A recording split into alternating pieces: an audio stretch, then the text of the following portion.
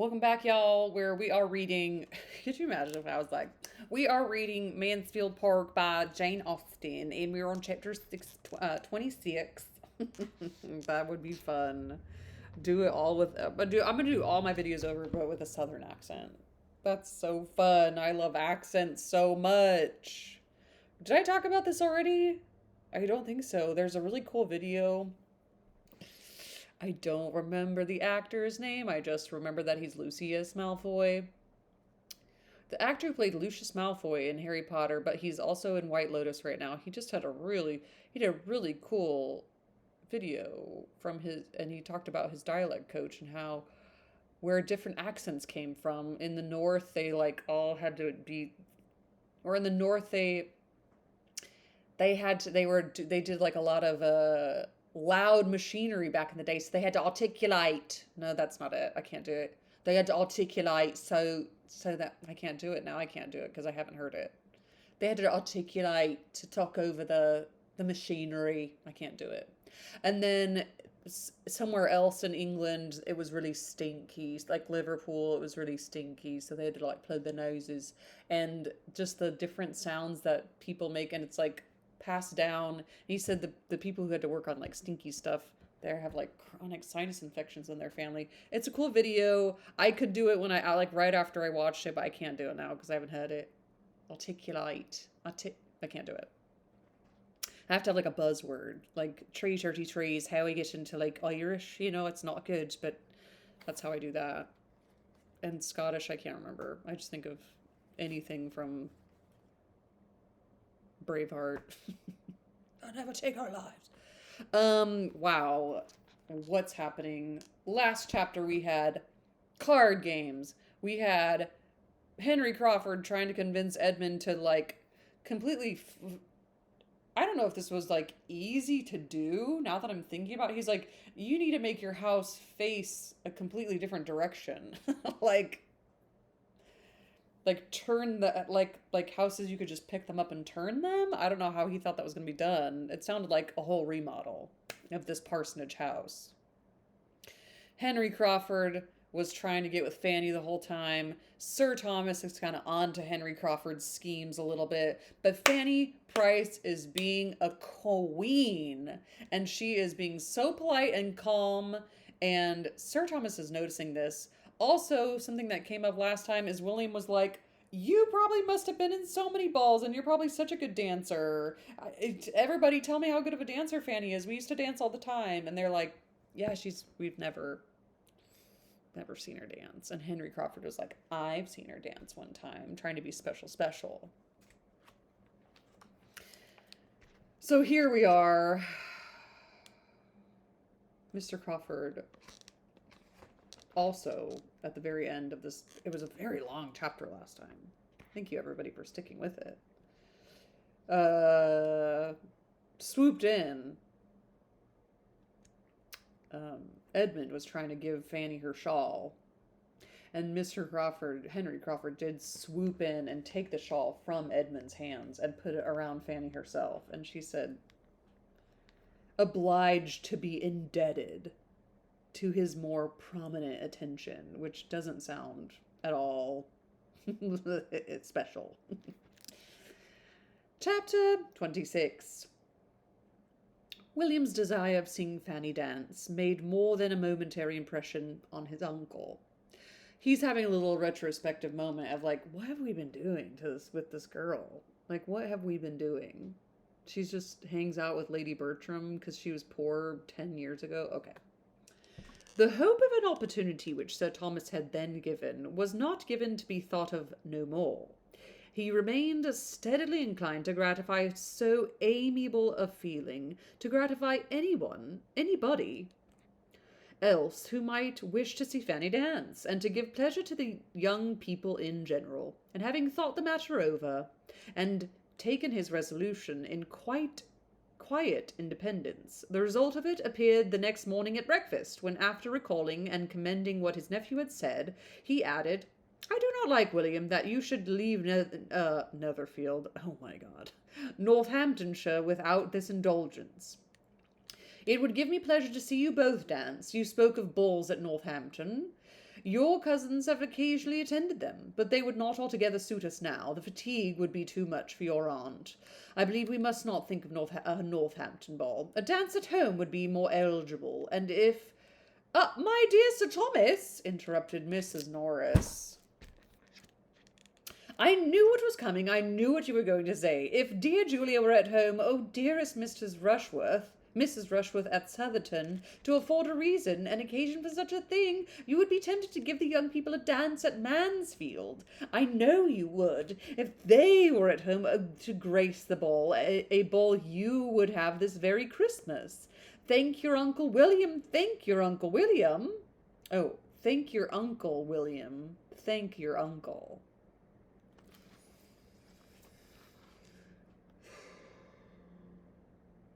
She really wants everybody to be thankful and grateful. My daughters, replied Sir Thomas, gravely interposing, have their pleasures at Brighton, and I hope are very happy. But the dance which I think of giving at Mansfield will be for their cousins.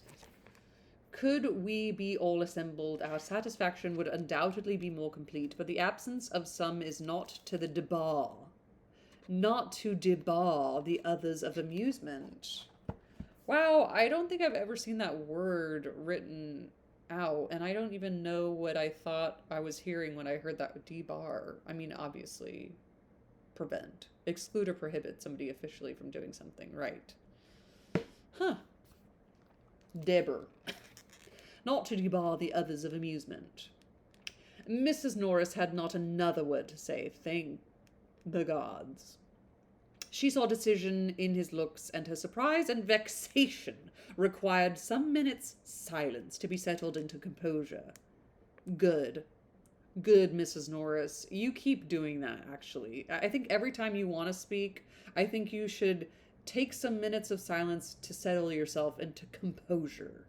Because you are unhinged, madam. You are unhinged. I get upset.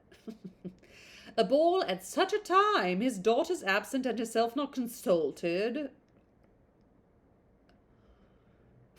There was comfort, however, soon at hand. She must be the doer of everything. Lady Bertram would, of course, be spared altogether and all thought and exertion, and it would all fall upon her. She should have to do the honours of the evening, and this reflection quickly restored so much of her good humour as enabled her to join in with the others before their happiness and thanks were all expressed. She's excited to be doing anything.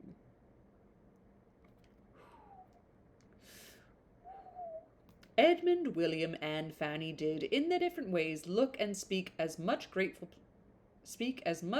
pleasure in the promised ball as Sir Thomas could desire.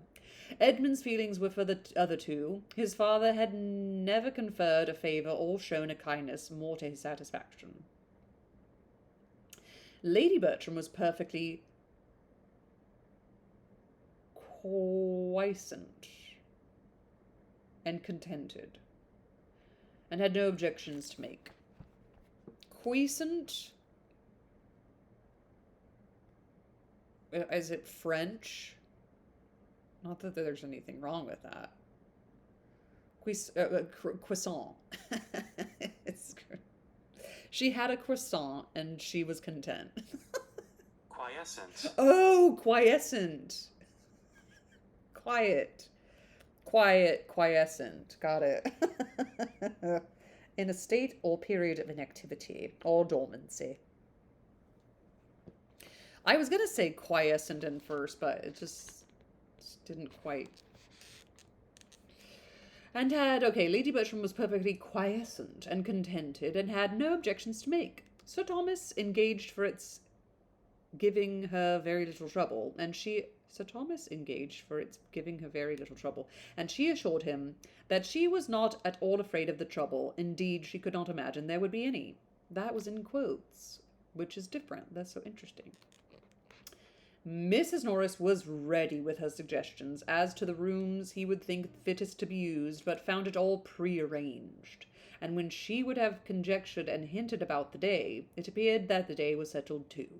Sir Thomas had been amusing himself with shaping a very complete outline of the business, and as soon as she would listen quietly, could read his list of the families to be invited, for whom he calculated with all necessary allowance for the shortness of the notice, to collect young people enough to form 12 or 14 couples.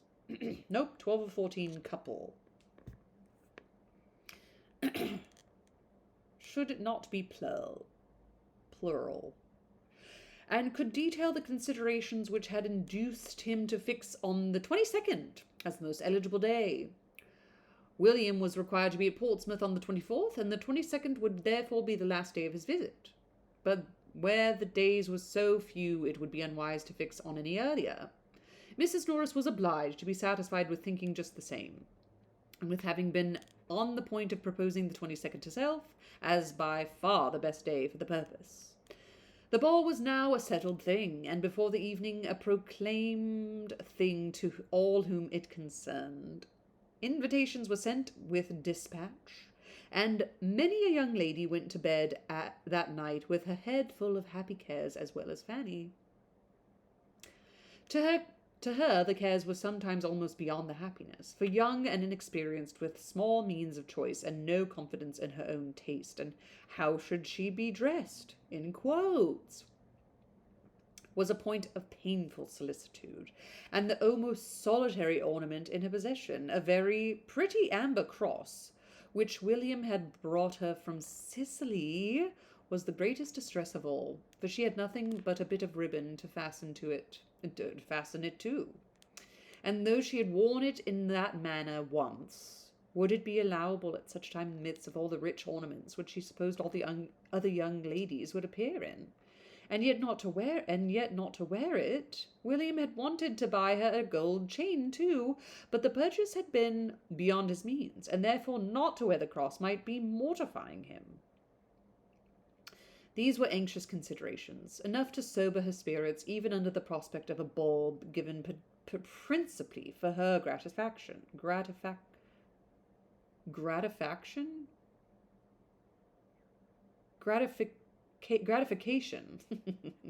It was satisfaction and gratifying in the same word. Gratification. That has a word. When you accidentally put two words together, what is that word? That's such a fun word. That's such a fun thing to me. The preparations meanwhile went on, and Lady Bertram continued to sit on a sofa without any inconvenience from them. She does not like to do anything she does not like to do, and she does not like to be inconvenienced. Actually, her and Mary Crawford are kind of similar. Interesting, Oedipus complex, but opposite. She had some extra visits from the housekeeper, and her maid was rather hurried in making up a new dress for her. Sir Thomas gave orders, and Mrs. Norris ran about, but all this gave her no trouble, and as she had foreseen, there was, in fact, no trouble in the business. In quotes.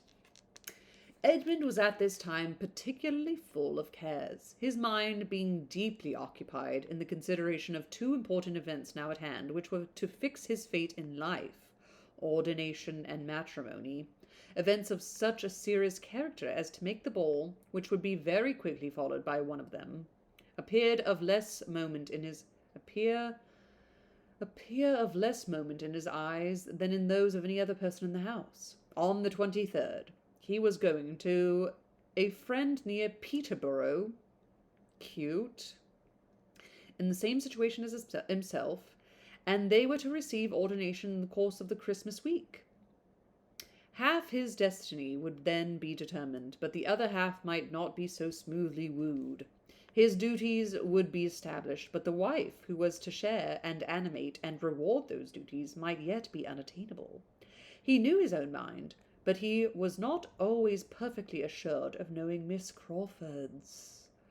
Whoa, we are speaking of Miss Mary Crawford. Whoa. There were points on which they did not quite agree.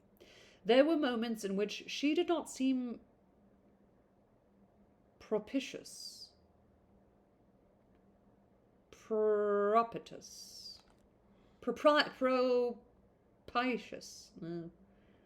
Why is this just a normal word that I'm not? Propitious. Propitious. Oh, giving or indicating a good chance of success. Where does that come from? Huh. Propitious. And though trusting altogether to her affection, so far as to be resolved, almost resolved, on bringing it to a decision within a very short time, as soon as the variety of business before him were arranged, and he knew that he had to what he had to offer her, he had many anxious feelings, many doubting hours as to the result. His conviction of her regard for him was sometimes very strong. He could look back on a long course of encouragement, and she was as perfect in disinterested attachment as in everything else, except for the harp. But at other times doubt and alarm intermingled with his hopes, and when he thought of her acknowledged disinclination for privacy and retirement, and fortune, her her decided preference of a London life, what could he expect but a determined rejection, unless it were an acceptance even more to be deprecated, demanding such sacrifices of situation and employment on his side as conscience must forbid? The issue of all depended on one question. Did she love him well enough to forego what had used to be essential points? Did she love him well enough to make them no longer essential? And this question, which he was continually repeating to himself, though oftenest answered with a yes, had sometimes its no. Miss Crawford was soon to leave Mansfield, and on this circumstance the no and the yes had been very recently in alternation. He had seen her eyes sparkle as she spoke of the dear friend's letter which claimed a long visit from her in London, and of the kindness of Henry in engaging to remain where he was till January, that he might convey her thither. He had heard her speak of the pleasure of such a journey with an animation which had no in every tone. But this has occurred on the first day of its being settled, within the first hour of the burst of such enjoyment, when nothing but the friends she was to visit was before her. He had since heard her express herself differently, with other feelings, more checkered feelings. He had heard her tell Mrs. Grant that she should leave her with regret, and that she began to believe neither the friends nor the pleasures she was going to were worth those she left behind, and that she felt she must go, and knew she should enjoy herself when once away. She was already looking forward to being at Mansfield again. Was there not a yes in all this? With such matters to ponder over, and arrange and rearrange, Edmund could not, on his own account, think very much of the evening which the rest of the family were looking forward to with a more equal degree of strong interest. Independent of his two cousins' enjoyment in it, the evening was to him of no higher value than any other appointed meeting of the two families might be. In every meeting there was a hope of receiving farther confirmation of Miss Crawford's attachment, but the whirl of a ballroom perhaps was not particularly favourable to the excitement or expression of serious feelings. Interesting. So different than like a Mr. Collins proposing to Elizabeth, which I could read again and again. To engage her early for the first two dances was all the command of an individual happiness which he felt in his power, and the only preparation for the ball which he could enter into, in spite of all that was passing around him on the subject, from morning till night. Thursday was the day of the ball, and on Wednesday morning Fanny, still unable to satisfy herself as to what she ought to wear, determined to seek the counsel of the more enlightened and apply to Mrs. Grant and her sister, whose acknowledged taste would certainly bear her blameless, and as Edmund and William were gone to Northampton, and she had reason to think Mr. Crawford likewise out, she walked down to the parsonage without much fear of wanting an opportunity for private discussion, and the privacy of such a discussion was a most important part of it to Fanny, being more than half ashamed of her own solicitude. She met Miss Crawford within a few yards of the parsonage, just setting out to call on her, and as it seemed to her that her friend, though obliged to insist on turning back, was unwilling to lose her walk. She explained her business at once, and observed that if she would be so kind as to give her opinion, it might be all talked over as well without doors as within. Without doors.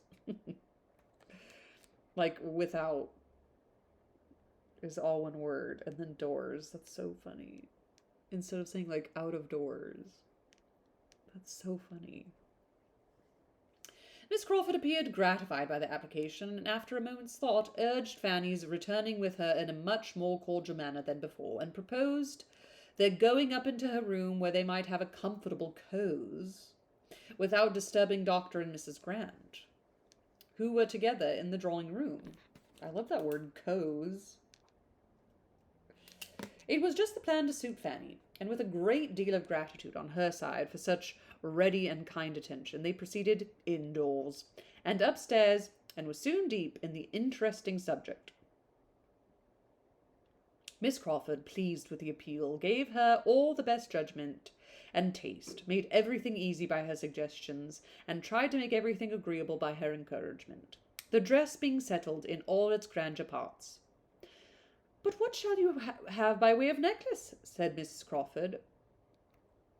"Shall not you wear your brother's cross?"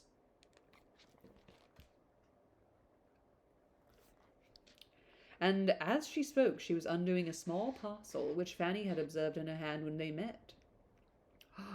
Fanny acknowledged her wishes and doubts on this point. She did not know how either to wear the cross or to refrain from wearing it. She was answered by having a small trinket box placed before her, and being requested to choose from among several gold chains and necklaces. Such had been the parcel with which Miss Crawford was provided, and such the object of an intended visit, and in the kindest manner she now urged Fanny's taking one for the cross, and to keep for her sake, saying everything she could to think of to obviate the scruples which were making Fanny start back at first with a look of horror at the proposal. "You see what a collection I have," said she, "more by half than I ever use or think of. I do not offer them as new. I offer nothing but an old necklace. You must forgive the liberty and oblige me. I have about 1,000 of these gold chains that are pure gold, and to be honest, they're just old. I forget that I even have them, so it's not a big deal. We are in Beverly Hills." Fanny still resisted, and from her heart. The gift was too valuable. But Miss Crawford persevered, and argued the case with so much affectionate earnestness, though through all the heads of William and the cross and the ball and herself, as to be finally successful. Fanny found herself obliged to yield, that she might not be accused of pride or indifference, or some other littleness, and having with modest reluctance given her consent, proceeded to make the selection. She looked and looked, longing to know which might be least valuable, and was determined in her choice at last by fancying there was one necklace more frequently placed before her eyes than the rest. It was of gold, prettily worked, and though Fanny would have preferred a longer and plainer chain as more adapted for her purpose, she hoped, in fixing on this, to be choosing what Miss Crawford least wished to keep. Miss Crawford smiled a perfect approbation, and hastened to complete the gift by putting the necklace round her and making her see how well it looked. Why does this feel conniving? I don't know, this feels a little conniving to me. And Fanny's trying to be polite, and I don't know, this feels... We'll put a pin on this necklace bit, huh? Fanny had not a word to say against its becomingness, and, accepting what remained of her scruples, was exceedingly pleased with an acquisition so very apropos. She would rather, perhaps, have been obliged to some other person, but this was an unworthy feeling. Miss Crawford had anticipated her once with a kindness which proved her a real friend. "When I wear this necklace, I shall always think of you," said she, "and feel how very kind you were." "You must think of somebody else, too, when you wear that necklace," replied Miss Crawford. "You must think of Henry, for it was his choice in the first place. He gave it to me, and with the necklace I make over to you all the duty of remembering the original giver. It is to be a family remembrancer. The sister is not to be in your mind without bringing the brother too. I knew it. Gosh. Fanny, in great astonishment and confusion, would have returned the present instantly. To take what had been the gift of another person, of a brother too, impossible, it must not be, and with an eagerness and embarrassment quite diverting to her companion, she laid down the necklace again on its cotton, and seemed resolved either to take another or none at all. Miss Crawford thought she had never seen a prettier consciousness. "My dear child," said she, laughing, "what are you afraid of? Do you think Henry will claim the necklace as mine, and fancy you did not come honestly by it? Or are you imagining he would be too much flattered by seeing round your lovely throat an ornament which his money purchased 3 years ago, before he knew there was such a throat in the world? Or perhaps," looking archly, "you suspect a confederacy between us, and that I am now doing it, and now what I am doing is with his knowledge and at his desire?" Conniving. With the deepest blushes, Fanny protested against such a thought. "Well, then," replied Miss Crawford more seriously, but without at all believing her, "to convince me that you suspect no trick, and are as unsuspicious of compliment as I have always found you, take the necklace and say no more about it. Its being a gift of my brother's need not make the smallest difference in your accepting it, as I assure you it makes none in my willingness to part with it. He is always giving me something or other. I have such innumerable presents from him that it is quite impossible for me to value, or for him to remember half. Also a lie, probably. And as for this necklace, I do not suppose I have worn it 6 times. It's very pretty, but I never think of it. And though you would be most heartily welcome to any other in my trinket box, you have happened to fix on the very one which, if I have a choice, I would rather part with and see in your possession than any other. Say no more against it, I entreat you. Such a trifle is not worth half so many words." Fanny dared not make any farther opposition, and with renewed but less happy thanks accepted the necklace again, for there was an expression in Miss Crawford's eyes which she could not be satisfied with. Conniving. It was impossible for her to be insensible of Miss Crawford's change of manners. She had long seen it. Mr. Crawford's. Okay, it was impossible for her to be insensible of Mr. Crawford. Yeah. She's aware of what Mr. Crawford's doing. He evidently tried to please her. He was gallant. He was attentive. He was something like what he had been to her cousins. He wanted, she supposed, to cheat her of her tranquillity as he had cheated them. And whether he might not have some concern in this necklace, she could not be convinced that he had not, for Miss Crawford, complacent as a sister, was careless as a woman and a friend. Reflecting and doubting, and feeling that the possession of what she had so much wished for did not bring much satisfaction, she now walked home again, with a change rather than a diminution of cares since her treading that path before. What a short and simple and fully packed chapter. My goodness. Wow. What's going to happen when Henry sees that necklace on her? Yeah, what is it when people are like just so rich that they're like, that little trinket, I don't even care about it. It was like $50,000. It was a gift from my brother, and he gives me so many gifts all the time that I don't even care. But you're talking to like a person who has been poor. Whatever that's called, it's insufferable. All right, you lot. I'm going to work on those accents because they're fun. And I can hear it in my head, but I can't make it come out of my mouth. They had to articulate. No, it goes back to Cockney. Okay, I'm going to work on it. Okay. Happy reading, and ta-ta.